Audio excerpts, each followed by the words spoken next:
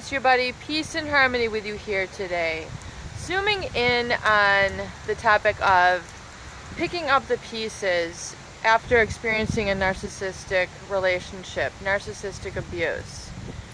And perhaps, you're in the process of getting a divorce, or maybe you're just newly divorced from a narcissist, and you're on the precipice of creating a new life for yourself.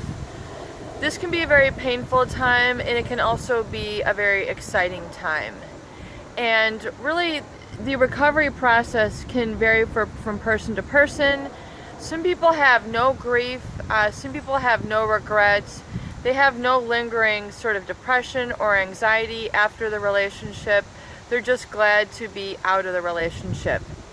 Some people really are quite tormented through either self-regrets, feeling that they've lost a lot of time, they've lost a significant relationship, they tend to berate themselves, wonder what they could have done wrong, so they're going through, a lot of this sort of processing, self-analysis question, and they can be really quite isolated and feeling very resourceless in how to bounce back.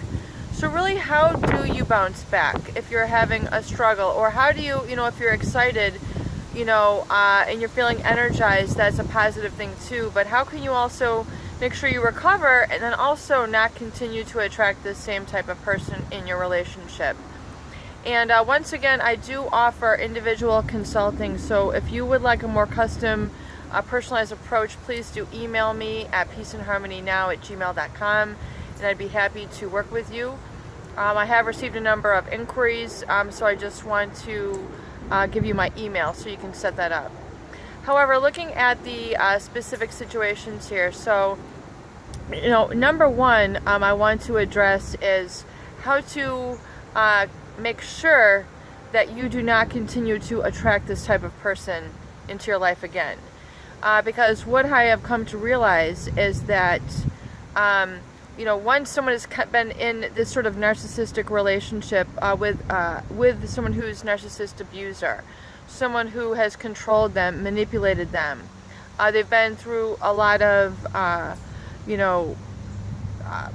powerless times with this person, and you're now coming to the other edge of it.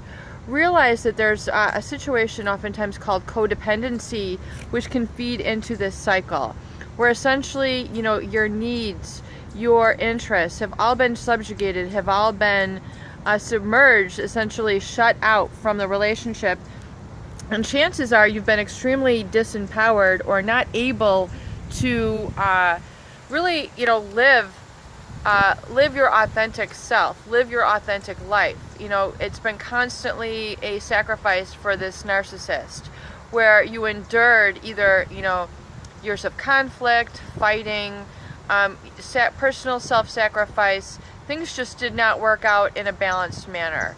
So you need to realize that if you have lived in this capacity where you have been constantly berated, insulted, shut down, shut out, not attended to, neglected, that this all has, basically it accrues. The experiences accrue within the person.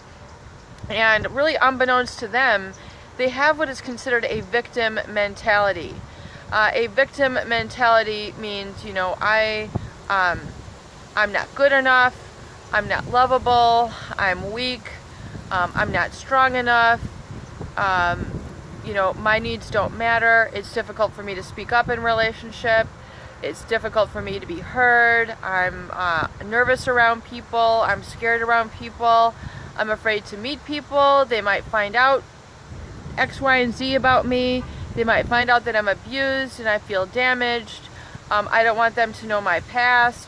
And so, people have a lot of, what I'm going to call subconscious stories, which keep them in this victim mentality. And this victim mentality, if you do not correct this, you are going to carry this into the future relationships. And I apologize, it's a little windy here.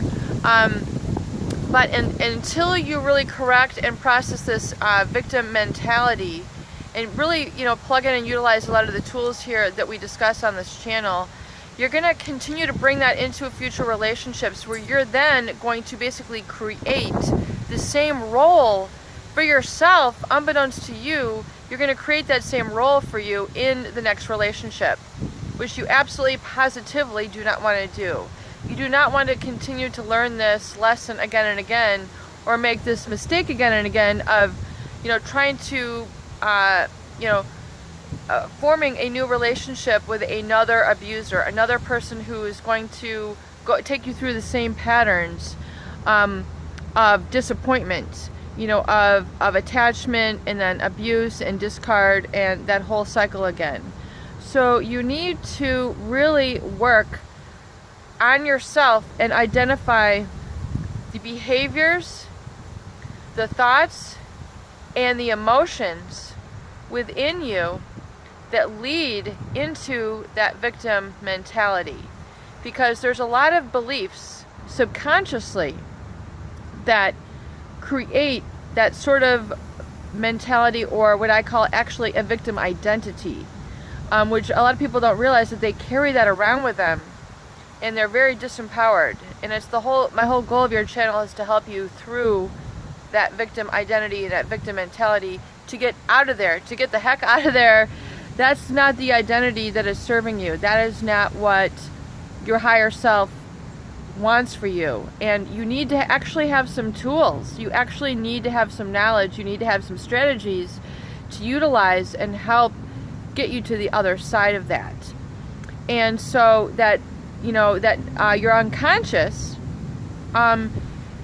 beliefs, which is about yourself, that, you are less than, I am underneath, I am not important, I am subservient to others, my needs don't have any interest or any weight with people.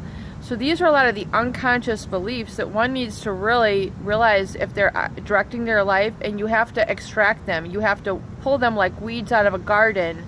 You have to get them out of there and cleanse yourself of those toxic beliefs that have been imprinted on you, instilled in you by the wounded, hurtful people in your environment and in your life. Because really, when we're born, as little people, as little infants and toddlers, we have a natural curiosity, we have a natural drive and desire to learn, we have a natural drive and desire to grow, to explore our environment and see what works. And oftentimes, if we've been through abusive relationships, either in childhood or in young adulthood or adulthood, the negative information we receive, these negative messages from others, you're horrible, you're terrible, all those messages that they have, which are not true, which their wounded self is telling you to keep you controlled, to keep you manipulated. That's why they're giving you that information, to keep you down, to make you feel less than, that inferiority. Those messages are really oftentimes what we call embedded in the subconscious. So you really need, if that is working in your life, you need to remove those and begin to instead work on correcting that through affirmations.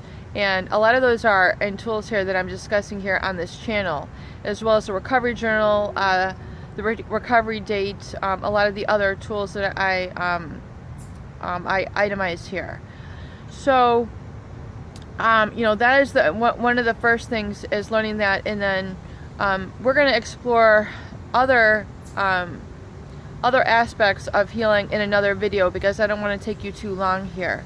But realize that you have to, if you're going to get into a new relationship, or you're coming through, make sure that you're not still stuck in that victim mentality, so you don't repeat the same lessons or the same mistakes, so that you can basically now work on emerging yourself as a whole person, what we call a person of integrity, which means you've got your identity intact.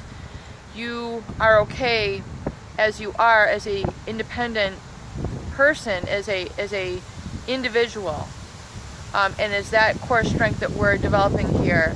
And I'm going to be discussing that in future videos, how to really make sure you've got that. in emerging as a strong self rather than a wounded self. Peace and harmony with you here today. I hope these videos do help. Please share.